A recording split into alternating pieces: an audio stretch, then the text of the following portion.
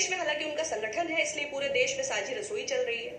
हजारों सैनिटाइजर्स, हजारों साबुन, और ये राजनीति प्रेरित नहीं है, ये कर्तव्य है। प्रधानमंत्री जी की आदत है, बहुत ही ग्रैंड वो ओपनिंग स्टेटमेंट देते हैं।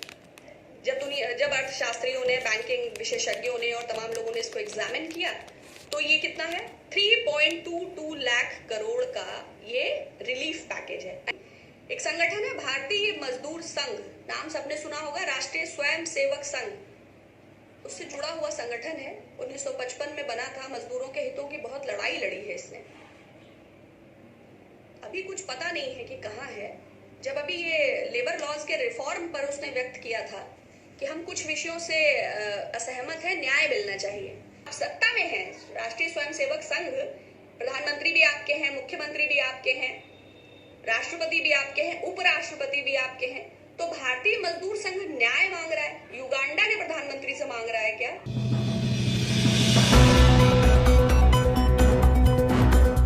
जब हम पंचायती राज व्यवस्था और सूचना प्रौद्योगिकी और आज के भारत की उस पर निर्भरता को देखते हैं तो हमें उनकी दूरदर्शिता और विजन की याद आती है।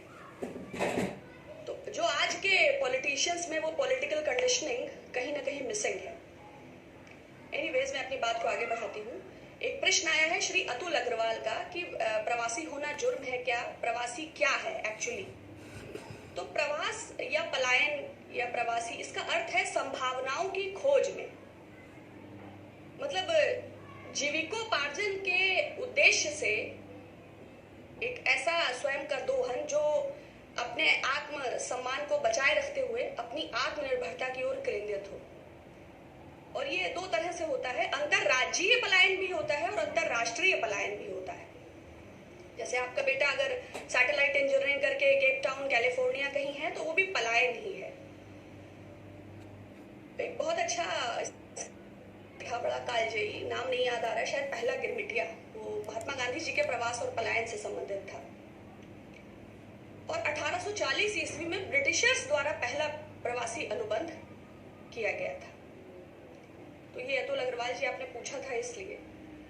और आज जो प्रवासी श्रमिकों का हम सब दर्द देख रहे हैं, जबकि मेन स्ट्रीम मीडिया ने कोरोना संकट, उसकी बदहाली, टेस्टिंग किट्स और कोविड से संबंधित एक्चुअल आंकड़े बिल्कुल गायब कर दिए हैं, फिर भी अल्टरनेट मीडिया और तमाम डिजिटल मीडियम्स के थ्रू जो हमें देखने को मिल रहा है, जो चाहे वो उनके पांव के छाले हो, चाहे कोई अधेड़ महिला अपना बच्चा खींच रही हो, चाहे कोई अपने मृत बच्चे को सड़क पर छोड़ गया हो, चाहे औरंगाबाद की घटना हो, चाहे औरैया की, चाहे दरभंगा से एक बच्ची अपने बाप को साइकिल पे बिठा के आ जा रही है, चाहे एक लड़का रिक्शे पे अपने माँ बाप को बिठाकर जा रहा है, चाहे येदियुरप्पा सरकार द्वारा ट्रेन को रोक दिया जाना हो, चाहे उत्तर प्रदेश के बॉर्डर्स पर आने वाले मजदूरों को रोक दिया जाना हो, चाहे गाजियाबाद का हजारों मजदूरों का सीन हो, चाहे बांद्रा के स्टेशन पर हो, हम और आप श्रमिकों की इस वक्त की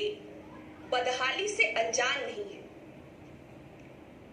जो पिछले 4 दिनों से प्रकरण हम सब लोग देख रहे हैं, श्रीमती प्रियंका गांधी जी, जिनकी शहादत की हम बात कर रहे हैं, उनकी पुत्री, लगभग मुझे लगता है 10 से 12 दिन पहले एक ट्वीट किया था कि प्रवासी श्रमिकों का हम सब दर्द देख रहे हैं, 20,000 बसें खड़ी हैं, सरकार को किससे पूछना है इसे सड़क पर क्यों नहीं उतार देती। खैर, सरकार तो संवेदनशील, अब क्या कहा जाए, किस बदहाली, ये जो हालात पैदा हुए हैं, ये जो प्रतिकूल परिस्थितियां हैं, चाहे वो इंडियन लेबर ऑर्गेनाइजेशन के 40 करोड़ लोग जो जीवन रेखा जिनकी गरीबी के नीचे चली गई है, चाहे वो 12.5 करोड़ लोग centre for monitoring Indian economy के मुताबिक जो अपनी जॉब गंवा चुके हैं, इस अव्यवस्था, इस अराजकता, इस असंवेदनशीलता, पांव के इन छालों, इसका जिम्मेवार कौन है? पूरी दुनिया में बहुत देशों में लॉकडाउन हुआ, कोई देश बताइए जिसने 3 घंटे 40 मिनट में इतनी विविधता वाले देश को इतनी विपरीत परिस्थितियों में खड़ा कर दिया।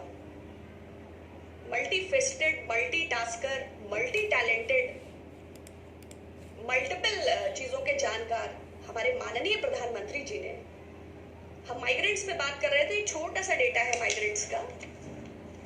जब पार्टीशन हुआ था उस वक्त लगभग 1 करोड़ 45 लाख लोग लोग इधर से उधर गए, 75,000 करीब इधर और 75,000 उधर। उस वक्त भी शरणार्थियों के लिए कैंप्स थे, लोग रोटियां बांट रहे थे। आज क्या व्यवस्था करी इस 3 घंटे 40 मिनट के लॉकडाउन ने? हमने लॉकडाउन 1 के बाद सोचा कुछ तो करेंगे प्रधानमंत्री जी। शायद चौथे या 5वें दिन चिदम्बरम जी का प्रेस कॉन्फ्रेंस था, डायरेक्ट बेनिफिट ट्रांसफर के लिए बोला। शायद एक हफ्ते के अंदर राहुल गांधी जी का प्रेस कॉन्फ्रेंस था, उन्होंने कहा बिना किसी भेदभाव के लोगों की मौत हो रही है, हमारे पास पर्याप्त अन्न भंडारण है, खोल दीजिए, कोई राशन कार्ड अंत्योदय कार्ड न कीजिए।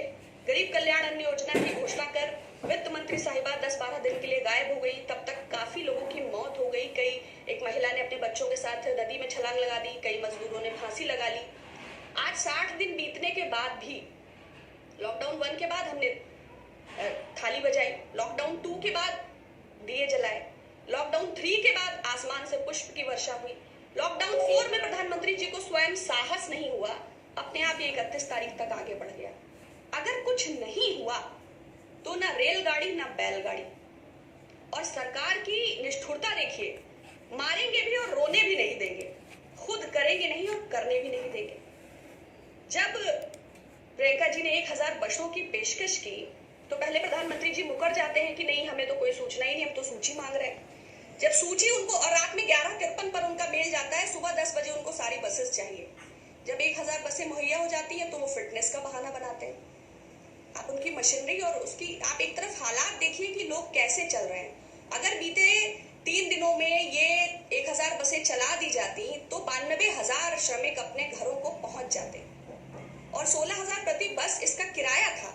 4 करोड़ 80 लाख रुपए करीब इन बसों का भुगतान करेगी इंडियन नेशनल कांग्रेस। लेकिन सरकार ने अपनी बर्बरता को प्रदर्शित करते हुए फिटनेस टेस्ट मांगा, हवा भी चेक कर लेनी चाहिए थी, लगे हाथ मजदूरों का भी प्रमाण पत्र मांग लेना था, टायरों की हवा के अलावा उसकी कार के शीशे चेक किए जा सकते थे, और भी अड़ंगा लगाने के बहुत सारे साधन थे। लेकिन ये आपदा है। प्रधानमंत्री जी ने कहा था आपदा में अवसर तलाशिए। प्रधानमंत्री जी ने कहा था देश आत्मनिर्भर बनेगा। आत्मनिर्भर 1 करोड़ माइग्रेंट वर्कर्स को हम सड़कों पर देख रहे हैं, सारा सफर वो आत्मनिर्भरता से तय कर रहे हैं। आपदा में अवसर पे भी हम बात करेंगे। उत्तर प्रदेश के करीब 1 करोड़ 42 लाख प्रवासी मजदूर हैं, बिहार के लगभग 86 लाख, महाराष्ट्र के 70 लाख, वेस्ट बंगाल के 60 लाख, मध्य प्रदेश के 54 लाख, कर्नाटका के 40 लाख, गुजरात के 38 लाख, झारखंड के 28 लाख 37,000, आंध्र प्रदेश के 26 लाख, असम के 25 लाख। और सरकार लगभग 60 दिन के बाद क्या बात करती है? 5 किलो चावल, 1 किलो राशन। कांग्रेस ने पहले हफ्ते की प्रेस कॉन्फ्रेंस में ये कहा था भाई नेशनल फूड सिक्योरिटी अधिनियम के तहत ये अनाज तो हमारा अधिकार है, उसके बाद भी अगर लोग भूख से मर रहे हैं तो ये सरकार की विफलता है। 2400 कुछ करोड़ रुपए चंदा मिला था भारतीय जनता पार्टी को, जिसमें 1400 कुछ करोड़ रुपए इलेक्टोरल बॉन्ड से मिले थे। अगर पूरे देश में कहीं प्याऊ भी लगा आपको एक दिख रहा है तो प्लीज फोटो उसका भेजिएगा। कांग्रेस के वर्कर्स को हम लगातार देख रहे हैं। 67 लाख से ज्यादा परिवारों को राशन पहुंचाया गया, ट्रकों राशन अलग अलग जिलों में भेजा गया, करोड़ों मास्क, 1 करोड़ तो मास्क 14 तारीख को पिछले महीने अंबेडकर जी के दिवस पर युवा कांग्रेस द्वारा ही बांटे गए थे पूरे देश में। हालांकि उनका संगठन है इसलिए पूरे देश में साझी रसोई चल रही है। हजारों सैनिटाइजर्स, हजारों साबुन, और ये राजनीति प्रेरित नहीं है, ये कर्तव्य है। आपदा में हर भारतवासी का ये कर्तव्य है। बट मुख्यमंत्री योगी आदित्यनाथ जी सन्यासी है तो हम दया और करुणा की अपेक्षा करते हैं। आप फिटनेस की बात करते हैं।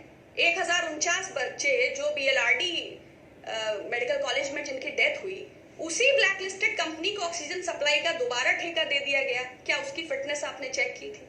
और भी 150 उदाहरण हैं उन मानवाधिकार के नोटिस के साथ साथ जो आप अपनी फिटनेस को कहीं भी फिट नहीं कर पाएंगे। लेकिन ये इस वक्त ये प्रताड़ना, इस वक्त ये राजनीति का वक्त नहीं था। बहुत सारे विषय हैं, आपदा में अवसर पर आते हैं। 60 प्रधानमंत्री जी लॉकडाउन 4 तक हम बात कर चुके हैं। 12 मई को प्रकट होते हैं 20 लाख करोड़, GDP का 10%। प्रधानमंत्री जी की आदत है, बहुत ही ग्रैंड वो ओपनिंग स्टेटमेंट देते हैं।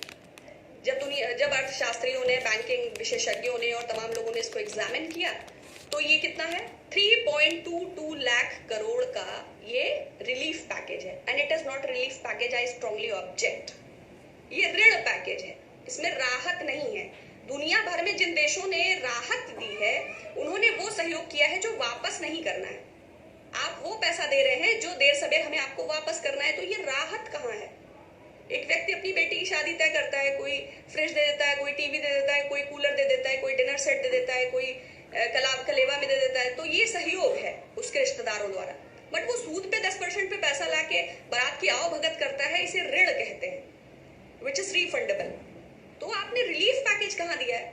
बल्कि रिफॉर्म्स के नाम पर सरकार आपदा को अवसर में कैसे तब्दील कर रही है।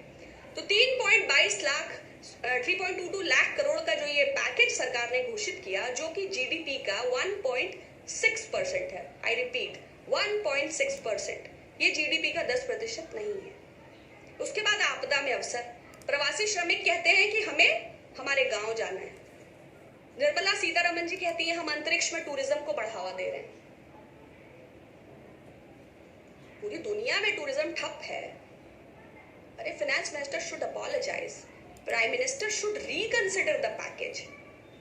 वो कहती है डिफेंस में हमने 49% से 74% एफडीआई कर दिया है, ऑर्डिनेंस फैक्ट्रीज का प्राइवेटाइजेशन कर रहे हैं।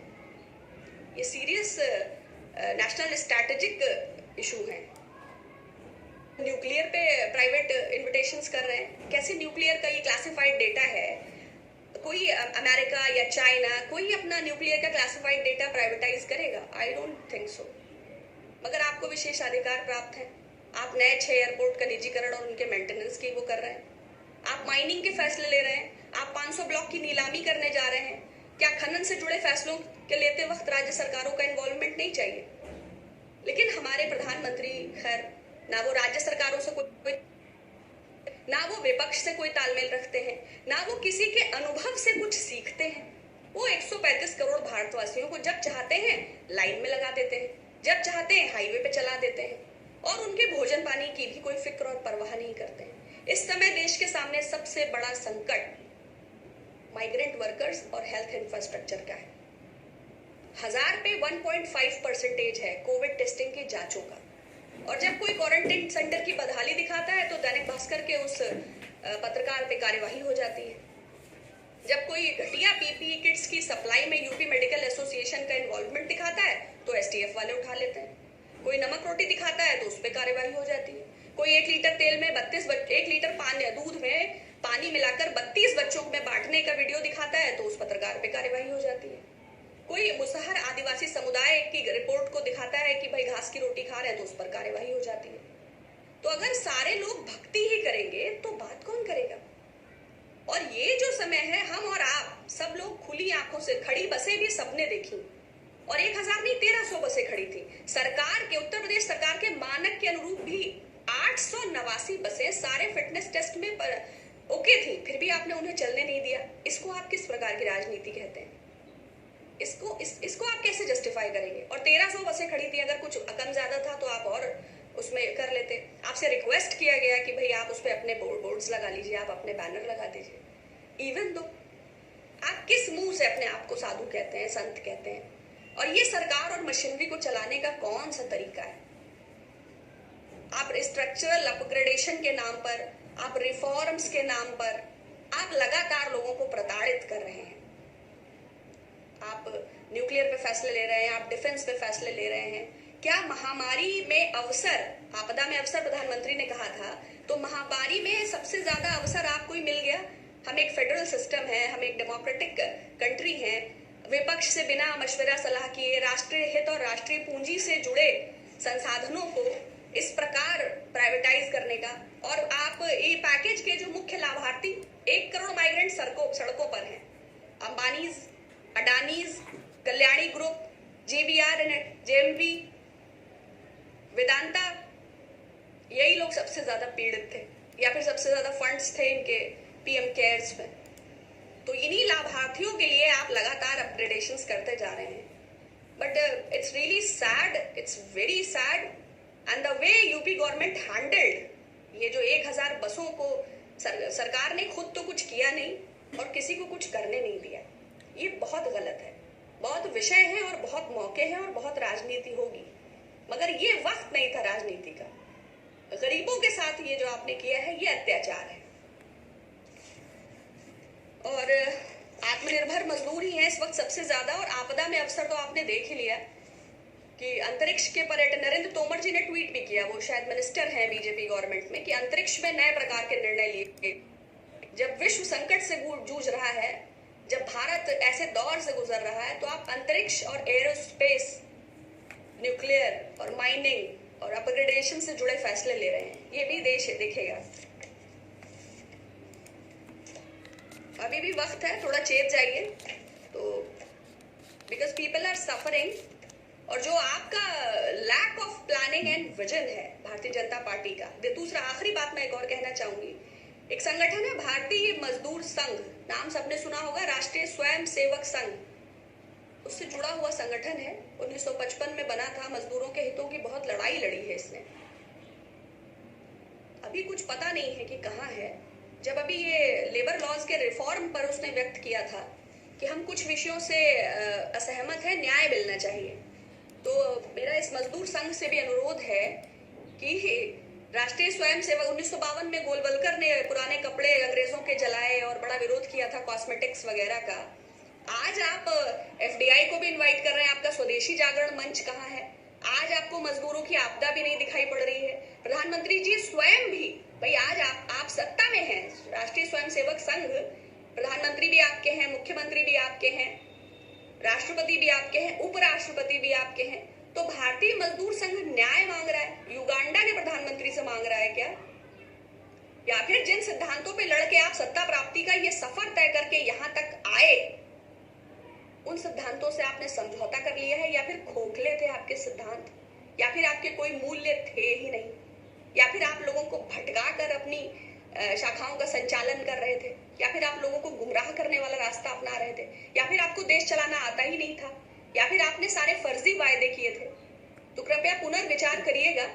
और पुनः मैं ये अनुरोध करती हूँ कि इस पैकेज को रिकंसिडर करना चाहिए। डायरेक्ट बेनिफिट ट्रांसफर के थ्रू लोगों को राहत देनी चाहिए, ऋण को राहत नहीं कहते हैं, और मजदूरों की समस्याओं का जल्द से जल्द निदान होना चाहिए बिना किसी राजनीति के। जिस तरह लोग लगातार मर रहे हैं और इस धर्म संकट का सामना कर रहे हैं, ये बहुत दुखद है, ये बहुत गलत है।